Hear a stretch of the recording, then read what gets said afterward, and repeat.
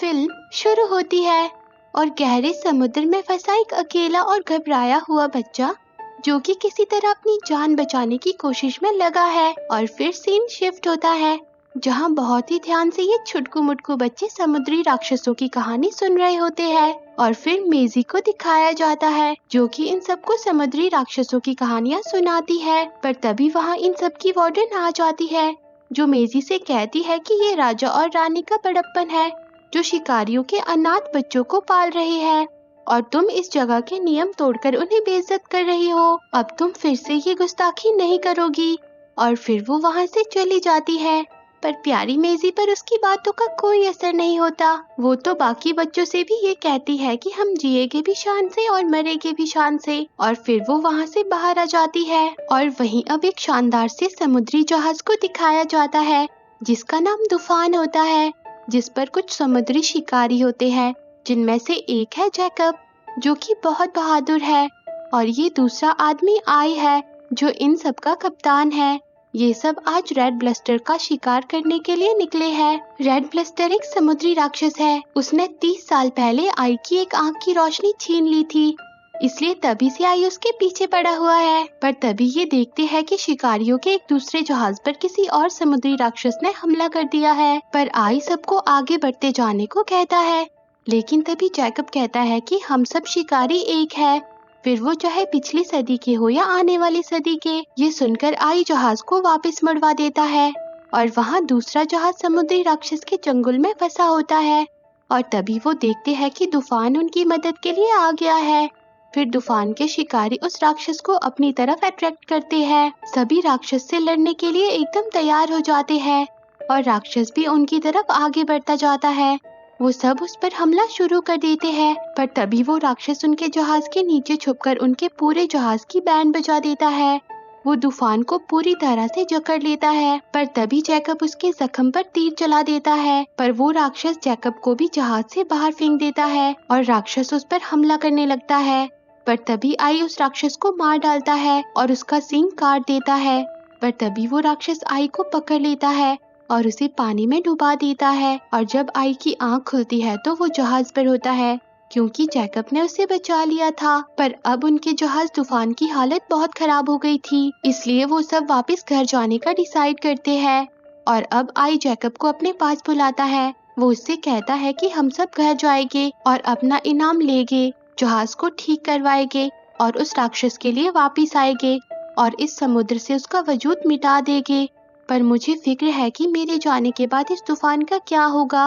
ये जहाज अमर है पर मैं नहीं। वो जैकब को अपने पूर्वजों के किस्सों की किताब दिखाता है और कहता है कि जब मैं उस राक्षस को मारूंगा उस दिन मैं इस किताब में आखिरी बार कुछ लिखूंगा, फिर इसे मैं तुम्हें सौंप दूंगा। ये मैंने तभी तय कर लिया था जब तुम मुझे समुद्र में मिले थे। और जैकब वही बच्चा होता है जिसे फिल्म की शुरुआत में दिखाया गया था। बेचारा जैकब भी आई की इन सब बातों का सम्मान करता है। और अब ये सब अपने शहर पहुंच जाते हैं जहां सब लोग इन्हें देखकर बहुत खुश होते हैं। और फिर ये सब मिलकर जश्न मनाते हैं जहां मेजी भी पहुंच जाती है। वो जैकब से बात करना शुरू कर देती है क्योंकि वो समुद्री शिकारियों की बहुत बड़ी फैन है। वो जैकब से कहती है कि मैं भी शिकारी खानदान से हूँ और मुझे भी बड़ी होकर यही काम करना है। और मेजी कहती है कि अभी तो राजा के अनाथ आश्रम में मैं रहती थी, पर वहाँ रुकने का मन नहीं कर रहा था तो मैं वहाँ से भाग आई और वापस नहीं जाऊंगी क्योंकि मैं तूफान पे आ रही हूँ। पर जैकब उसे ऐसा करने से मना कर देता है और वो उसे घोड़ा गाड़ी में बिठाकर वापस अनाथ आश्रम में भेज देता है। और अब अगले दिन आई अपने साथियों के साथ महल में पहुँच जाता है जहाँ इन सबको लगता है कि इन्हें इनाम दिया जाएगा। पर वहाँ तो रानी कहती है कि हमें इस राक्षस का सींग नहीं बल्कि रेड ब्लस्टर का सींग चाहिए था। एडमिरल ने हमें बताया है कि आपने उसे जाने दिया सिर्फ अपने शिकारी कानून की वजह से। और वो उन्हें एडमिरल का नए तरीके का जहाज दिखाते हैं जिसे देखकर आई कहता है कि इस जहाज में दम नहीं है। और इस बात को लेकर एडमिरल और आई के बीच बहस शुरू हो जाती है। तब जैकब माहौल को शांत करता है और रानी से कहता है कि हम वही शिकारी हैं जो सालों से आपके लिए काम कर रहे हैं। आप हमें ब्लस्टर को पकड़ने का बस एक मौका दे दीजिए। अगर हम उसे नहीं पकड़ पाए तो आप तूफान के टुकड़े टुकड़े कर देना। और जैकब का ये चैलेंज एडमिरल एक्सेप्ट कर लेता है और फिर आई शिकारियों के साथ ब्लस्टर को मारने निकल पड़ता है। और वो जैकब को कप्तान बना देता है। पर तभी उन्हें पता चलता है कि मेजी उनके जहाज पर है। मेजी आई से कहती है कि मैं आपको जानती हूँ, आपको राक्षस ने निगल लिया था, पर आप उसका पेट चीरकर बाहर निकल आए। मेजी आई की खूब तारीफ करती है, जिस पर आई उसे जहाज पर रहने की परमिशन दे देता है, जिससे प्यारी मेजी बहुत खुश हो जाती है, क्योंकि उसका एक जहाजी बनने का सपना पूरा हो गया था। और अब रेड ब्लस्टर भी उन्हें दिख जाता है। वो सब जल्दी से उस पर हमले के लिए तैयार हो जाते हैं और रेड ब्लस्टर भी उनके जहाज पर हमला कर देता है। वो सब भाले और रस्सियों की मदद से अपने जहाज को रेड ब्लस्टर से जोड़ देते हैं, पर रेड ब्लस्टर उन्हें अपने जाल में फंसा देता है, जिस पर जैकब कहता है कि हमें रस्सी काटनी होगी, वरना वो हमें अपने साथ पानी में डुबा देगा। और ये बात मेजी भी सुन लेती है और वो देखती है कि जहाज पर सारे शिकारी मुश्किल में हैं और वो जल्दी से रस्सी काट देती है, जिस वजह से आई ब्लस्टर को नहीं मार पाता। पर इस बीच मेजी और जैकब पानी में गिर जाते हैं और वो अपने सामने रेड ब्लस्टर को देखते हैं।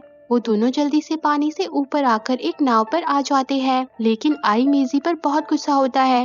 वो मेजी को मार डालने की बात करता है, पर तभी रेड ब्लस्टर उन दोनों को निगल लेता है और अब ये दोनों ब्लस्टर के पेट के अंदर होते हैं, वो भी जिंदा। प्यारी मेजी बहुत ही डरी हुई होती है और वो दोनों उसके नाक के पास आ जाते हैं और फिर ब्लस्टर पानी से बाहर आ जाता है, जहाँ जेकब एक बार फिर से ब्लस्टर को मारने का प्लान बनाता है, पर उसका प्लान उसी पर भारी पड़ जाता है और उसकी बैंड बज जाती है। पर तभी मेजी को पता चलता है कि ब्लस्टर खतरनाक नहीं है और वो जेकब को रुकने को कहती है और ब्लस्टर वहाँ से चला जाता है और मेजी और जैकब भी एक शंख के अंदर रुकते हैं, जहाँ मेजी जैकब से कहती है कि मेरी किताब में लिखा है कि समुद्री राक्षस तट तक आते थे, कोई जगह सुरक्षित नहीं थी, क्या ये बात सच है?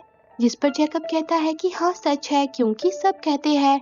पर मेजी कहती है कि क्या पता वो सब खतरनाक ना हो, समुद्र उनका घर है और इनके पीछे हम ही जाते हैं और रेड ने हमें बचाया, वो तो हमें निगल भी सकती थी, मुझे लगता है वो मादा है। और प्यारी मेजी ब्लस्टर का नाम रेड रख देती है, पर जैकब को उसकी सारी बातें फालतू लगती है और वो वहाँ से चला जाता है।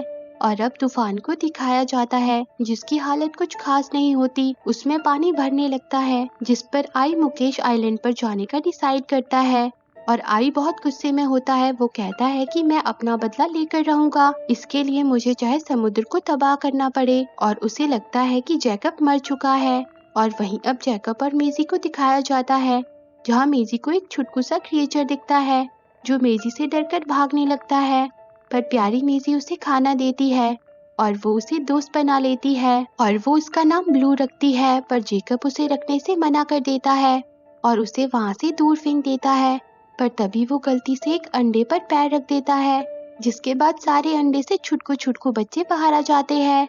मेजी और जैकब उनसे बचकर समुद्र की तरफ भागते हैं, पर वो सब उनके पीछे पड़ जाते हैं और तभी वहाँ उनकी माँ भी आ जाती है, पर जैसे ही उसे उसके सारे बच्चे मिल जाते हैं वो वहीं पर रुक जाती है। पर तभी जैकब और मेजी पर एक दूसरा समुद्री राक्षस हमला कर देता है, वो बहुत ही ज्यादा खतरनाक होता है। पर तभी रेड वहाँ आ जाती है और वो उससे फाइट करने लगती है, पर इस बीच वो राक्षस रेड को पकड़ लेता है। तब प्यारी मेजी रेड की मदद करती है और जैकब भी उसकी मदद करता है, जिसके बाद रेड उस राक्षस की बैंड बजा देती है और मेजी को उसका छुटकू दोस्त ब्लू डूबने से बचा देता है। और अब मेजी रेड से इशारे में कहती है कि क्या तुम हमें घर की तरफ ले जा सकती हो, और प्यारी रेड मेजी की बात समझ भी जाती है।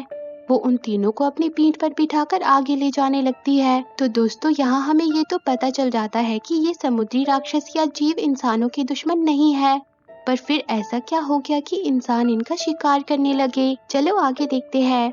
और वहीं अब आई मुकेश आइलैंड पर पहुंच जाता है, जहां वो एक जादूगरनी से मिलता है और वो उससे रेड को मारने के लिए सबसे शक्तिशाली हथियार मांगता है। और वहीं अब रेड भी मेजी और जैकब को लेकर किनारे पर पहुंच जाती है और अब जैकब भी रेड को पसंद करता है। वो उससे वादा करता है कि आज से मैं शिकार नहीं करूंगा, पर तभी रेड को वहाँ पर एडमिरल का जहाज दिखाई देता है, जिससे रेड गुस्सा हो जाती है और वो उनके जहाज के 2 टुकड़े कर देती है।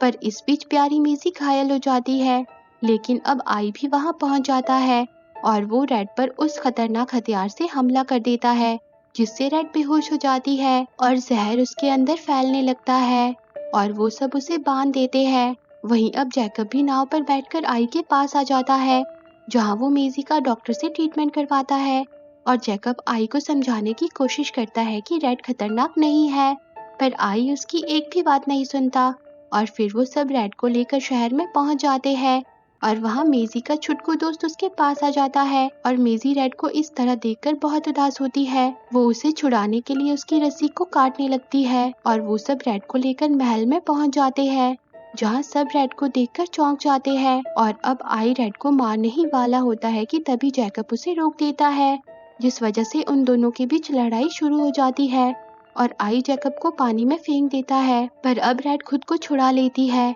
और वो तोड़फोड़ करना शुरू कर देती है। वो आई को मारने ही वाली होती है, पर तभी मेजी उसे रोक देती है और जैकब रेड के सामने अपने हथियारों को तोड़कर दोस्ती की शुरुआत करता है और अब प्यारी रेड भी शांत हो जाती है। मेजी सबसे कहती है कि ये किताबें, हमारा इतिहास सब झूठ है, ये एक कहानी है जो कि रानी और राजा ने बनाई है। यही हमें इन जानवरों के खिलाफ भड़का रहे हैं।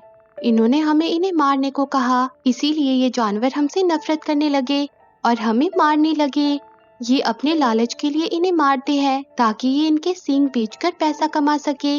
और अब सभी लोग मेजी के साथ हो जाते हैं और वो रेड को बड़े ही प्यार से वहाँ से जाने देते हैं और आई भी अपने हथियार फेंक देता है और एक छोटी सी बच्ची सबको जीने का तरीका सिखा देती है और मेजी और जैकब भी छुटकू ब्लू के साथ खुशी खुशी रहने लगते हैं और इसी के साथ ये मूवी एंड हो जाती है। तो दोस्तों, आपको ये मूवी कैसी लगी कमेंट करके जरूर बताना और रोज ऐसी ही प्यारी प्यारी मूवी देखने के लिए मेरे चैनल को जरूर सब्सक्राइब करना। जी हाँ, सही सुना, मैं आपके लिए रोज एक प्यारी सी मूवी लेकर आऊंगी ताकि मेरे दोस्तों के साथ प्यार बना रहे। Thanks for watching.